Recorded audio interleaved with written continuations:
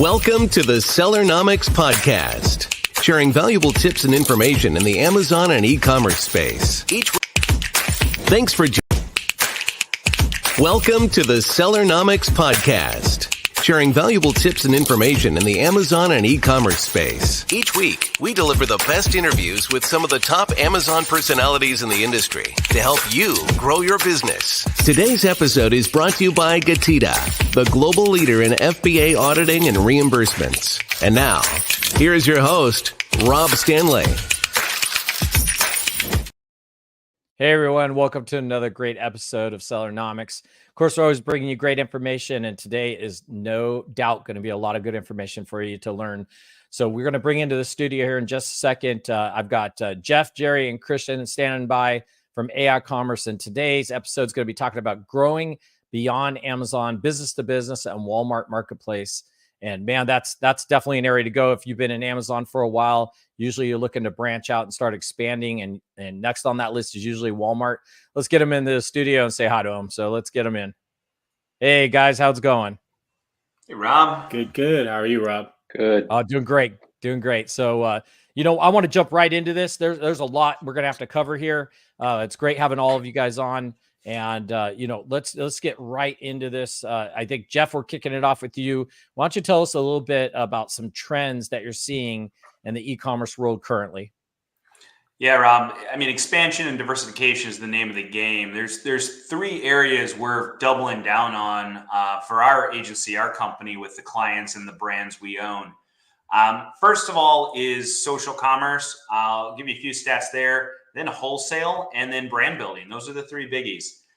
In terms of social commerce, hopefully you've heard the news, right? Social networks are number one for both 16 to 24-year-olds and 25 to 34-year-old demographics for researching brands.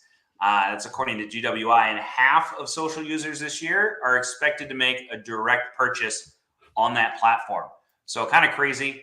Last month, a few weeks ago, TikTok Shop launched, right? So TikTok will gain 9.6 million social buyers this year, more than the net increase of Facebook, Instagram, and Pinterest combined.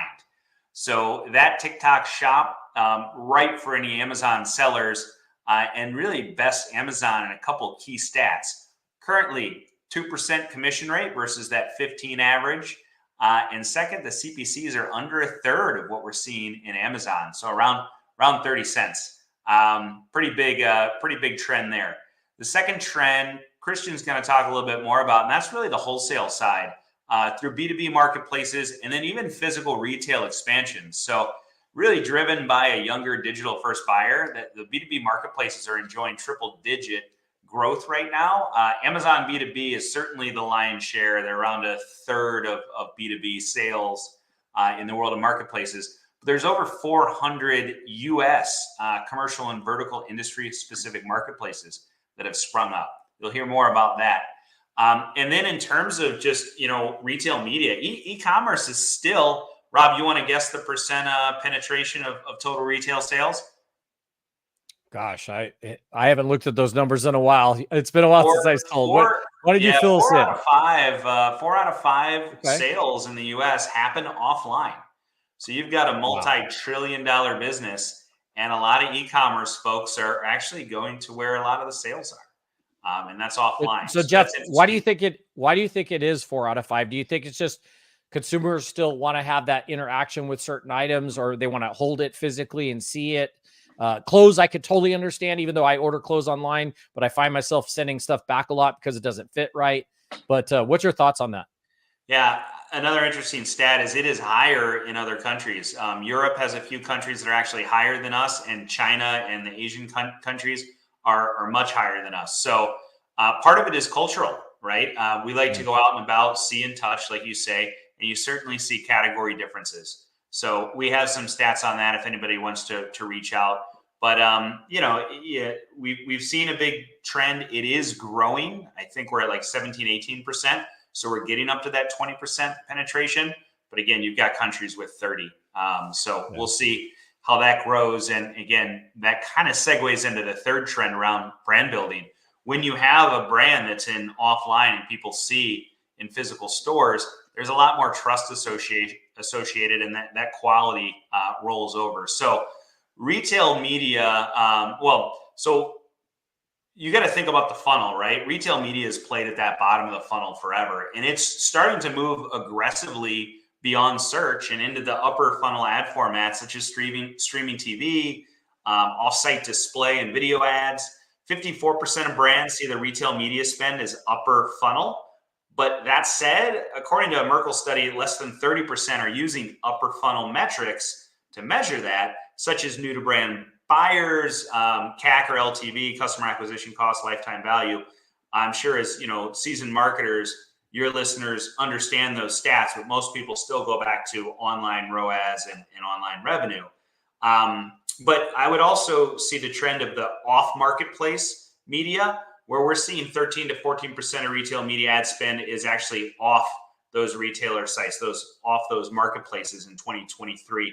So that's a 40% jump year over year. And on-site ad investments still expected to grow 18%. So those CPCs aren't going to go down on Amazon anytime soon, probably just the opposite.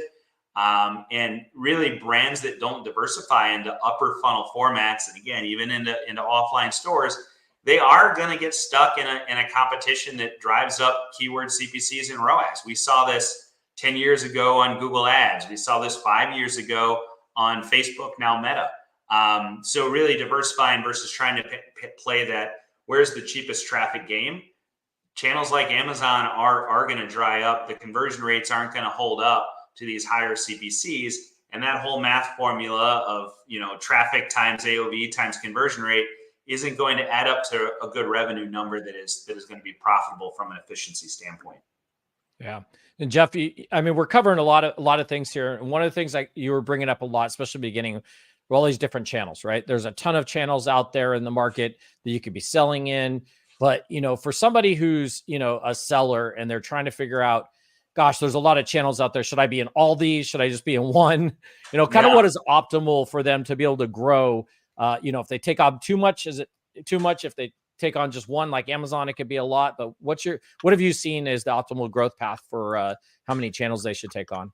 Yeah, I still go back. I just mentioned that the revenue formula in terms of the revenue equals traffic times AOV times conversion rate. So those are really the three big you want to look at. And if you can find cheaper traffic in different places, that's a big factor in where you might go to. But ultimately go to where the people are and really where there's a little blue ocean in terms of less competition. I don't know many consumers that shop in a single destination. So yes, Amazon's the lion's share, but you have to go beyond that, just like consumers are doing. And TikTok mentioned earlier is a great expansion in real time here. Back to the stats in late 2022, so Q4, about a year ago, Association of National Advertisers found 56% of U.S. brands use more than 5 retail media networks, and 16% use more than 10. So again, the majority are on, well, in this case, more than 5 for this audience. And where's that growth?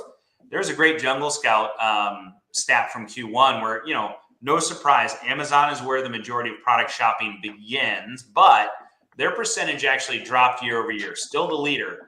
But the share increases we're seeing within Walmart, which Jerry's going to hit on in a bit, YouTube, Instagram, and TikTok, social searches. So that's kind of crazy. And then we're seeing the category specialist marketplaces such as Lowe's or Home Depot, Kroger, Chewy. So not quite the just big box generalists, but some of those vertical specialists are all growing this year and expected growth next year. So that is a lot of opportunities and a lot of different channels to test and learn and see how conversion rates and traffic costs differ across platforms. Yeah, absolutely. Absolutely, Jeff.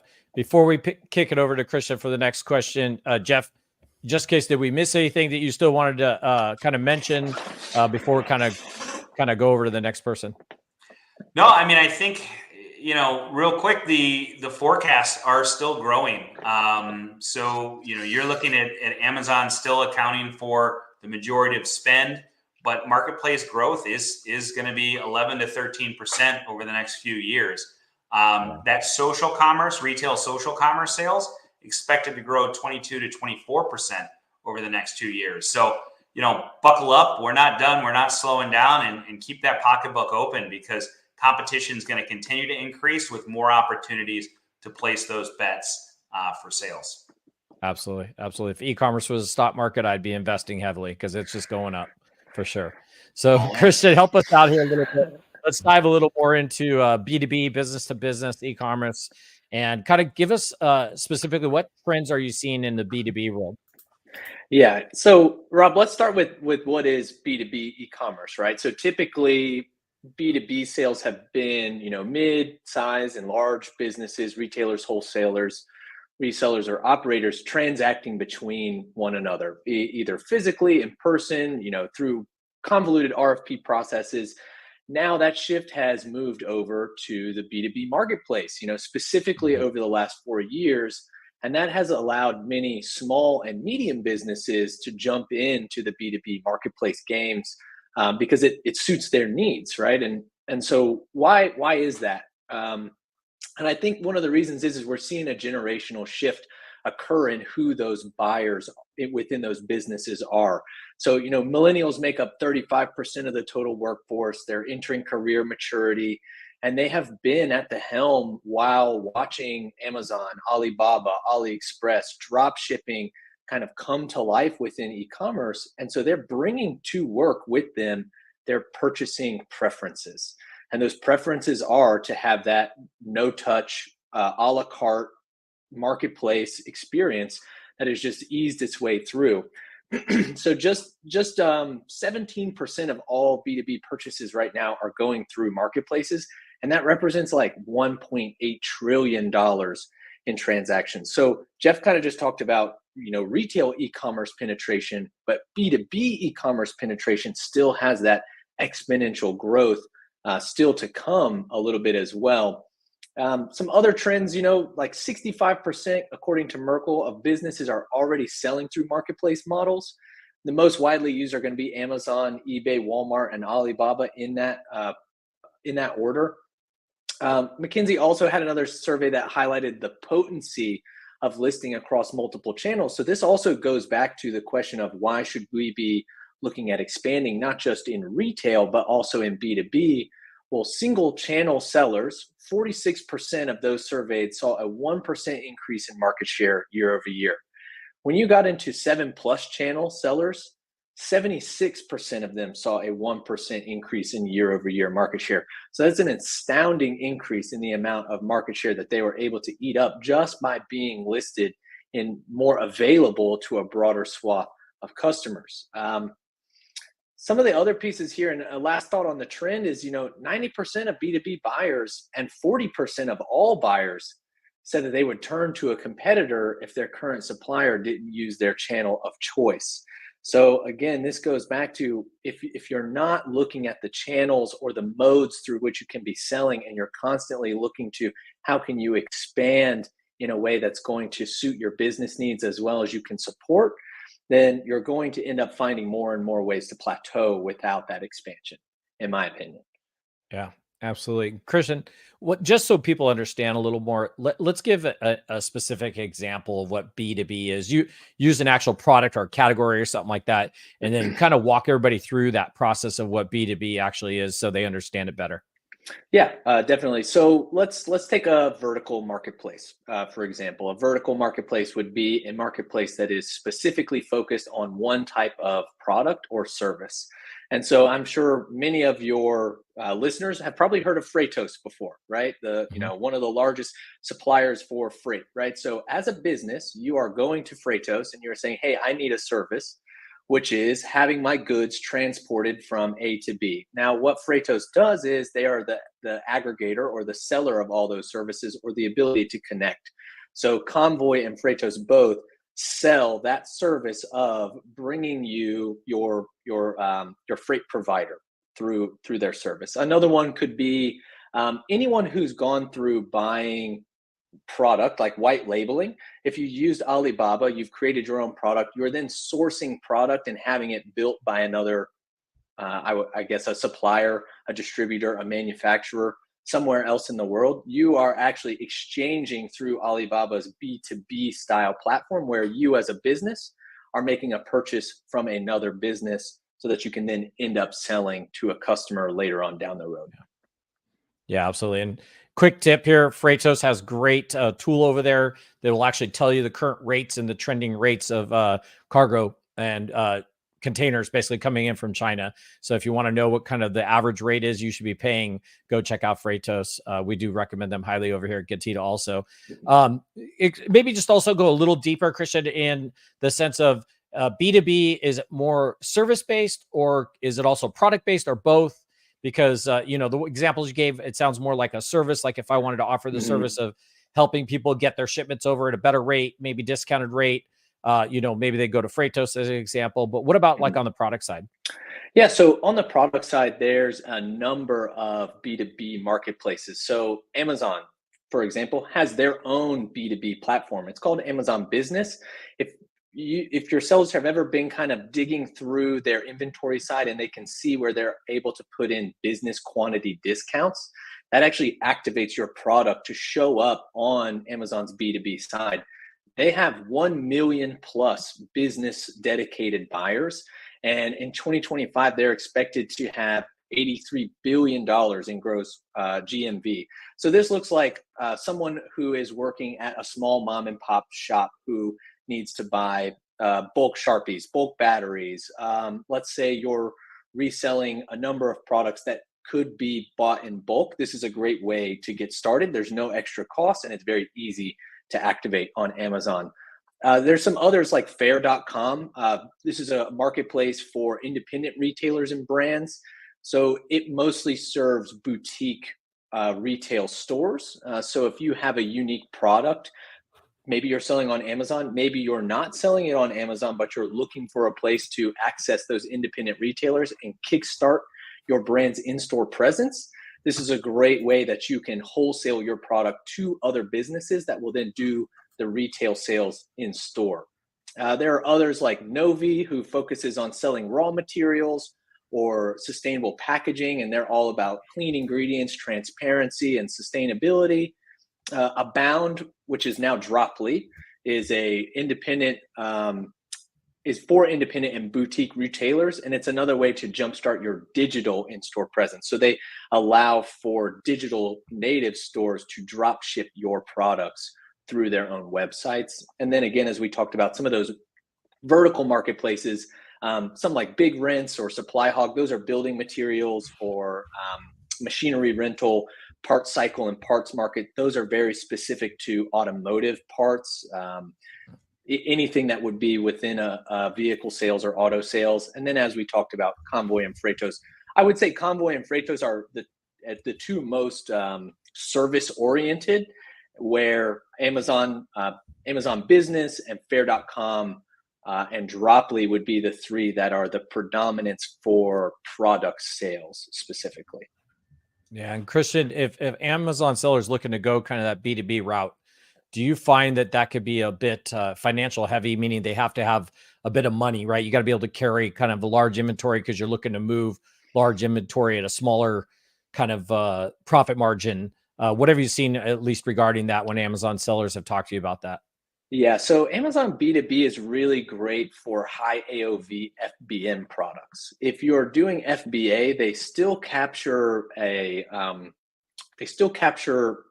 the word is escaping me at this moment, but the fees that you need to pay on each product sold, Sure. that still happens for each individual product if you have FBA. So let's say you were B2B selling through Amazon Business and someone made a purchase of 50 units, you're going to pay the referral fee of 50 on each one of those units. Whereas if it's an FBM order, you're not going to pay those same processing and referral fees. So we do see that it is much better for the FBM oriented high AOV products and also very heavy products.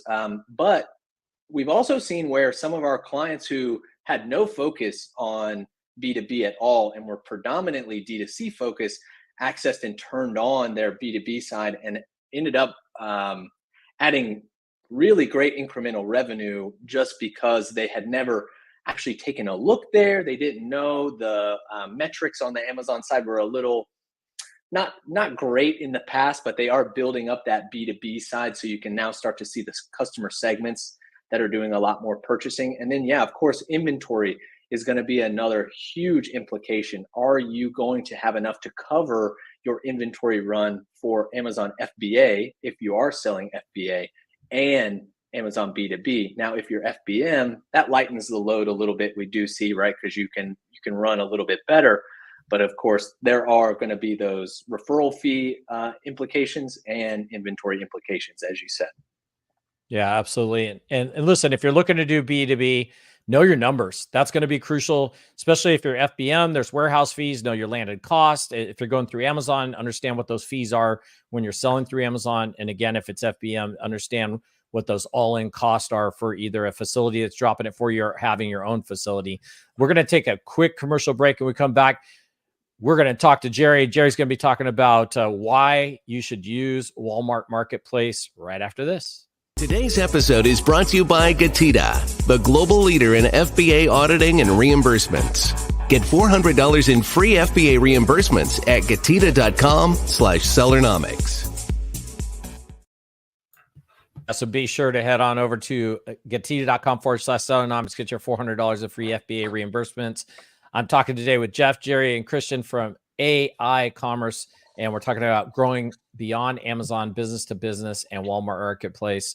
Jerry, you're up, man, and I'm glad you were waiting tight for us. Why should brands use Walmart? Use Walmart Marketplace. Jump right into this for us. Yeah, for sure, Rob. So it's getting really hard for brands to ignore the huge e-commerce growth that's happening on Walmart. I mean, Walmart's e-commerce business is exploding. Sales grew 11% last year to over something like $630 billion and are expected to jump another 12% in 2024. Now, that's growth any brand would love to tap into. So beyond the sheer sales volume, selling on Walmart Marketplace provides huge advantages when it comes to advertising efficiency and cost. The CPCs on Walmart are averaging right around 40 to 85 cents, far lower than the 65 cents to $1.20 or so that brands are typically paying on Amazon. Now, that lower competition means your ads get seen by more potential customers, right? And then your return on ad spend commonly exceeds 100% on Walmart Marketplace as well, compared to some of the lower double-digit ROAS brands see on Amazon. Now, consider Walmart's massive physical retail footprint with over 4,700 stores across the country, pairing up with their rapidly growing online store. That omni-channel advantage lets your products be seen and purchased both digitally on Walmart.com and physically in-store at Walmart locations nationwide. So essentially, brands are getting access to entirely new demographics that are loyal Walmart shoppers, everyone from lower income households all the way up to, the 100K plus household incomes. Now, the incremental sales opportunity is exponential there. So I think when it comes down to it, Rob, you have to sell where the customers are, right? It's like what Jeff said earlier in this conversation, go where the people are. Walmart now has over 140 million weekly shoppers that brands simply just need to reach. Yeah, absolutely. You gave a lot of great examples of benefits of using Walmart. Could you get maybe a little more specific? If an Amazon seller's super happy, doing great on Amazon, and they're looking at Walmart, maybe what are some of the pros and cons they're going to see when they kind of go over to Walmart? And I don't mean cons in a negative way, just like maybe some things they need to understand as they're going that way. Yeah, absolutely. So one major asset Walmart offers sellers is exclusive access to its treasure trove of first-party shopper data. As a marketplace seller, you're going to gain insights to your customers, their demographics like age, income, location, interest data like hobbies and lifestyles, behaviors like past purchases and browsing history, and more, right? And these shopper insights are going to allow you to target ads and retarget consumers with a lot of precision. Now, for those of you who are familiar or comfortable with Amazon ads, Walmart does offer similar programs like sponsored search, sponsored brands, and DSP, and the ad types are similar as well. So from search in-grid ads, sponsored brand ads, carousels, and buy box banner ads, you have numerous opportunities to create strong visibility for your products and reach more buyers, again, at a lower cost than that of on Amazon. Now, on top of the data, Rob, Walmart keeps pouring resources into improving and evolving their marketplace. So you're going to see new tools being introduced often. Tools like Walmart fulfillment services, similar to FBA, that provide turnkey warehousing and delivery at low costs. The advertising platform keeps getting upgraded with more placement and format options. Simplified onboarding makes launching faster than ever. Walmart really wants to find or help sellers find success. So you've got their dedicated marketplace team providing hands-on support and one-on-one biz mentoring to help sellers optimize their business on the platform. Yeah, absolutely. So if somebody is interested in getting started with Walmart, what is kind of the first thing they do, and kind of step us through that process a little on what they're going to expect as they're getting started with Walmart? Yeah, for sure. I mean, it's a pretty straightforward process to get signed up and approved. Walmart's done a great job at really simplifying their onboarding. But first, you're going to want to decide your product strategy. Are you going to want to launch your full catalog or phase in your top selling items and expand over time, right? Now, once you have a plan with those products, you're going to go through the motions. You're going to go through the application process of getting approved, etc. Now, getting started on Walmart as a seller, again, is straightforward. When you have the right help or the right documentation, they make it crystal clear on what you need to do as a new seller on their website. And you can choose to handle the launch and management yourself, or you can hire an expert to guide you through it, right? If managing internally, your team would complete Walmart seller application, you would get approved to sell, onboard your product catalog with optimized listings. And depending on how many products you have or are going to start with, you have the ability to sync through automation or do manual uploads. And then you build out your brand shop. Brand shop on Walmart is relatively new. They launched it at their last conference, and it's similar to the brand stores on Amazon. Now, for advertising, your team can run campaigns directly in Walmart's native ad manager, or you can opt in to use a third-party software platform for advanced strategies to automate and optimize at scale and maximize your ROI. So there's really no need to go it alone if you don't want to. Like I said, the other option is hiring an agency or an expert that's well-versed in Walmart Marketplace. They'll craft the perfect Walmart strategy tailored to your business goals, manage the launch process end to end, build your advertising campaigns, optimize performance, and really just ensure you quickly see strong return on your ad spend. And that'll allow you to focus completely on your products while the agency or your expert handles everything needed to build your Walmart sales channel and drive your growth. Yeah. And before somebody posts a question about this, because I'm already thinking it, first thing you brought up was whether you should, let's say, launch like a few products or your entire catalog, or maybe even your top products first. So Jerry, or even the rest of the team here, what have you guys seen that seems to work best strategy wise when you're getting into Walmart? If you've already been selling on Amazon and you have some data to kind of back it up, Jerry, do you want to start that off, and then maybe we can go around on that? Sure. So typically when we look at multi-channel porting over from Amazon to a different platform or different channel, we always like to start with the top products first because those are proven. So start with your best foot forward and go from there. If you have a really large catalog, that works out well also because you're not spreading your budget too thin across a channel that's new to you. So top products, top items are always a good place to start. Yeah, absolutely. Absolutely. That was a good answer too. Jeff, why don't you maybe let's transition a little bit. I want people to understand a little more about aiCommerce, what you guys do. But just before we jump into that, if anybody on the panel wants to jump in, if you missed something or you were like sitting there while the other person was talking, you're like, man, I wanted to mention that, feel free. This is time to jump in and give out that great information about Walmart and the B2B marketplace. Jeff, any last thoughts?